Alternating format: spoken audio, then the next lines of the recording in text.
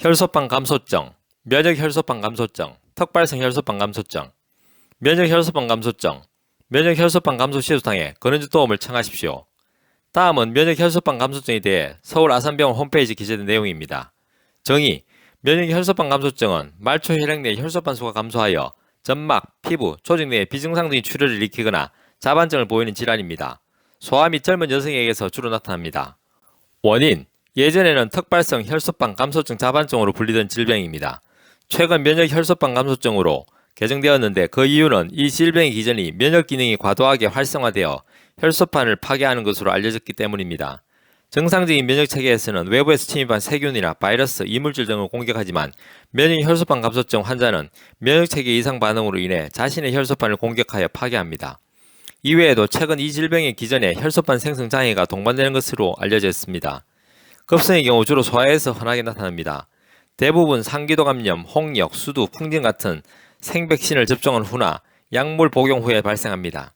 만성의 경우 성인 여성에게 많이 나타납니다. 대개 혈소판에 부착하여 세막 내 피계에서 깨지는 자가 항체의 형성 때문에 발생합니다. 증상: 급성 면역 혈소판 감소증은 6개월 미만 지속되는 경우를 의미하며 소아에게 주로 발견됩니다. 표재성 피부에 점상 출혈이나 반상 출혈이 많이 나타납니다. 비출혈, 점막 출혈, 혈뇨, 망막내 출혈, 장 출혈 등이 있는 경우가 있습니다. 1% 미만의 경우에서 뇌출혈이 동반되어 구토, 두통을 호소합니다. 이런 경우로 위험할 수 있습니다. 만성 면역혈소판 감소증은 저혈소판증이 6개월 이상 지속되는 경우를 의미하며 여성에게 많이 발생합니다. 원인 모르는 멍이 간헐적으로 쉽게 들며 서서히 치료됩니다. 배인 상처가 잘 지혈되지 않고 발치 후 출혈이 오래 지속되며 월경 기간이 비정상적으로 길어지거나 양이 많아지기도 합니다. 진단: 특정 검사로 면역혈소판 감소증을 진단할 수는 없습니다. 혈액검사, 신체검사, 병력 청취 등을 통해 다른 혈소판 감소증의 원인을 배제하여 진단할 수 있습니다.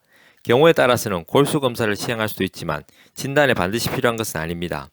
치료: 면역혈소판 감소증으로 진단받은 모든 환자가 치료를 받아야 하는 것은 아닙니다. 대개 출혈 증상이 있거나 혈소판 수치가 기준 이하로 낮을 경우를 치료를 시행합니다. 치료가 필요한 경우 1차 치료로 고용량 스테로이드를 투여하며 필요시 면역글로불린 주사를 함께 투여합니다. 스테로이드 치료에 반응이 없거나 재발한 경우 혹은 장기간 고용량의 스테로이드가 필요한 경우 2차 치료를 시도할 수 있습니다. 2차 치료에는 비장절제술, TPO 수용체 작용, 다나졸, 리투시맙, 면역제 등이 있습니다. 간혹 헬리코박터 감염이 동반되는 경우 헬리코박터 제균 치료가 효과를 보이는 경우도 있습니다. 면역혈소판 감소증의 정의, 원인, 증상, 진단, 치료 등에 대해서 설명이 잘 되어 있습니다.